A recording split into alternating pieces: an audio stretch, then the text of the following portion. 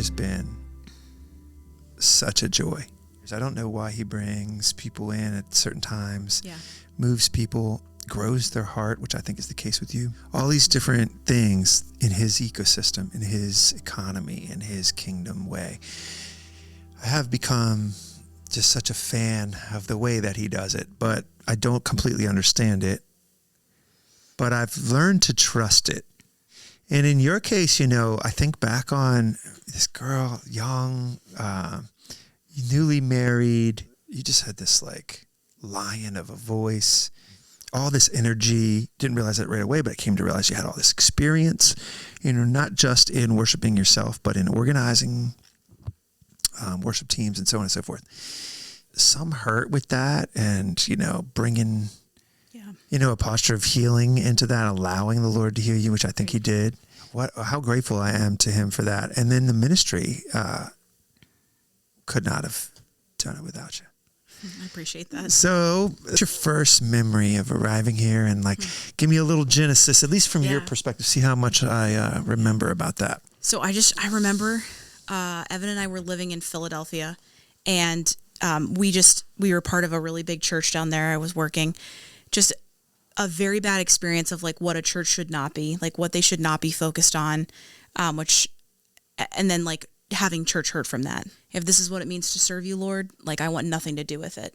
And I'm done. But we still went to church, but I was I will not sing. I will not engage my heart in this at all. I have no desire. Pleading with the Lord of I hate it here. This is the worst. Why did you send us here? And then the Lord opened the door for my husband to come back, and got a job. It took a whole year to really kind of heal from all of that junk that happened. So my brother and Karen were coming here to the church. But we came one Sunday and we were still out in the lobby.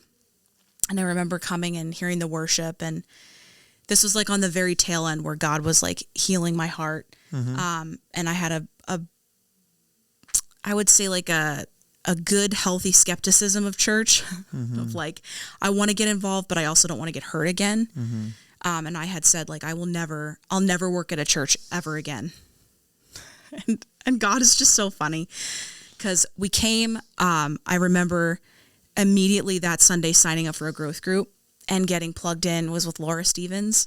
I knew no one, and I hate being around people that I don't know, and my introvert comes out. But she introduced me to everyone, and then she was like, "Oh, you sing? You need to meet Brock." And I was like, "Okay, cool." I actually had a conversation with you, and the rest is history. What was the healing process like in the worship side of things for you? I know that some of the hurt came from that. When I had come from the other church, it was such a performance. There was nothing about the actual heart posture of worship. Whereas here, and it was and not saying that we weren't professional or organized, but everything had to be planned down to the second at this church. But when I came here, it was this freedom of I don't know, these musicians that would come in and be yeah, I can do this and I can do that. Happenstance that everyone just came together and gelled well. And I was not used to that. And I was not used to the freedom that you had, that the atmosphere of freedom in worship, playing it and then actually experiencing it, that I was not used to, because I was so used to just being so rigid and fake. Arissa, I remember Arissa was here, and Nate Vanderveer, Dave Pertuzio, and Dave really poured into me and encouraged me. Too. Yeah. So that was huge. Opportunities emerged with the growth of the ministry and number, and they decided that my failings were too great. And they were looking for someone to be the office receptionist, and I was like, I can do that because I have done it. Then your administrative assistant. Then it was just your admin, and then it was also taking on growth groups and taking on communications, which is all the events, all that stuff. So when I first started, did not like change. I hated change. But slowly over time, the Lord is he's been so faithful, but he's taken that desire to not want things to change because that's control, and totally removed that from me, to the point now where I'm okay, what's next? That's huge, because before I would have been no, I don't want to do this. And now I'm yes, what's coming next? Yeah, I see that. Just crazy. And so these groups and stuff that churches do largely are to on-ramp people, beautiful, connect them, beautiful, get them to find friends, beautiful. And yet sometimes I think as an afterthought of that is the word of God. Right. See you grow in all that, grow in an interest in that, grow in a passion for that, and then the logistical issues that come with that, sitting down and hearing somebody's heart and hearing their vision and all that stuff. We want to speak about that a little bit and where you're at with that and how that came to be. I've always struggled with being in the Word, like just spending time with the Lord. It didn't have to be 10 minutes, whatever. It just was opening up the Word itself. Like I've always struggled with that. I still sometimes struggle with it. It's a discipline that I did not have. And I was just like, nah, I know enough to get by. But I think it was 3 years ago when I inherited growth groups. But I inherited growth groups because it was like, you're capable, you're organized, you can do this, great. But yet I was like having conversations with people and hearing their hearts and their testimonies. But I wasn't in the Word myself. I wasn't versed in what I should know or what I know now. The Lord like really prompted in my heart, like, you say you know me, but you actually don't know who I am. And like, you don't even know how to share who I am to others. You don't know me. And I was like, yeah, you're right. And how can I give an explanation to people when I don't know what you're saying in your Word and who you are? I made the commitment to just study a chapter at a time from the very Genesis all the way to Revelation. And I am still plugging away. I just got done with Isaiah, so it's taking me a long time. I had such a fire for learning who God is and what his word says and how the Old Testament and the New Testament, they're not in conflict, but they beautifully coexist together. Sharing that excitement and that fervor with other people and seeing the times that we were in. Does anybody else feel this way? Does anybody else excited when they open up the word and wanting to teach that and wanting to have that catch on fire in the congregation? I just think of the verse, seek me and you will find me. It's given me you need to read this, you need to do this, you need to study this, you need to, and it's just been okay, there has to be other people out there in our congregation that feel the same way. And there has, and this year, the Lord has really brought them to me in this ministry of growth groups. And it's been amazing to talk to them and hear their heart and see things that I didn't even think would be possible. We could totally do this. It's been amazing. On Monday night, I was back there recording something with some team members. Every room in this building was popping. Yeah. Not kind of every room. There were people literally in the prayer room. There was people in the young adult room. Every single kids connection room was full of teenagers in that youth group, small grouping. Yep. We had a Bible study in the stadium seating. I mean, I'm talking if you wanted a room, you had to go into the bathrooms and do Indian style. I mean, I'm planning for the winter and spring semester, and we have 6 groups that want to meet on Sunday night. I don't know where to put you. This is such a good problem to have. A lot of it is people will come to me and be I have this idea, but a lot of times it's me being will you be willing to step up and serve in this? What do you testify to? Man, there's so much right now because there's different parts, but the one that's really stuck out to me is when I had Hayden, when I was pregnant with Hayden and then had Hayden. I've shared this before from the front that I struggled with postpartum depression very badly for an entire year of his life. I was not there emotionally. So it was a single parent taking care of him. I met all the physical needs, but not emotional needs.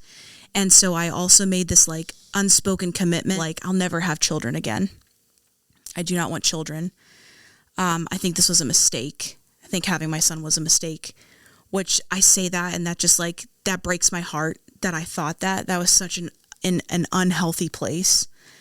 But I was just it will not be, I will never have children unless it's the Lord that gives me that desire. And I said that to every person that would ask me. And you and I had talked about this, but I just felt I've reached a place in my job with worship that I don't know what is next, what would be next for me. And you were really honest. You're just there isn't anything else I can teach you.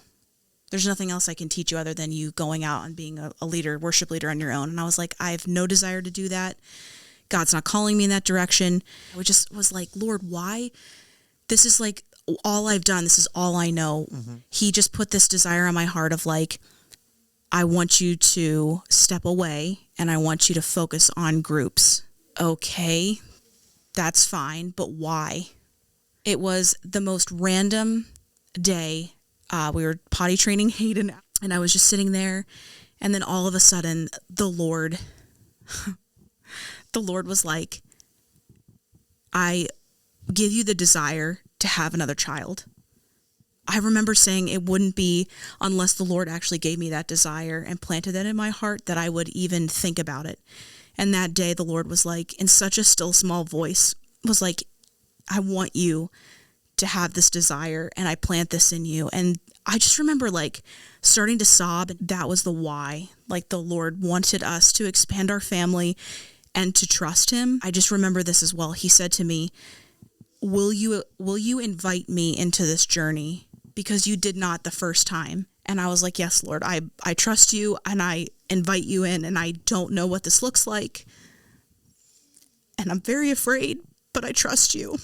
And from there, just all these dominoes have fallen into place where, I'm training other people to take over the jobs that I have, and they're like the perfect people for the roles. Being able to go part-time and focus on my family, but the Lord put that desire in me and changed my heart. Right. And that's just incredible, like the faithfulness and the long suffering of God, because he is gracious and he understands our humanity and still loves us and pursues us. That just blows my mind. So. Yeah, like when you brought all that to me, I knew all that and could see all that and celebrated that. You absolutely did. Celebrated that. I'm not trying to say I celebrated your departure. I mean, yeah. God delights in families, and he does so much to heal the world through that way. And, right. And when we search for these silver bullets, oftentimes I just want to raise my hand and be like, it's a lot simpler than we think, Yeah. And also a way in which to further the kingdom. I mean, to raise these families, to raise these little arrows, to love him and to know him. Right. That's the greatest desire. Can you think of a better ministry? I No. mean, it's like, yeah, I believe what I'm saying. People don't need to worry. Paige will sing with us again. It's like, it's just this transition in her life, and we celebrate it with you. Yeah. Thank you. Thanks for talking to me. Yeah, absolutely. See you.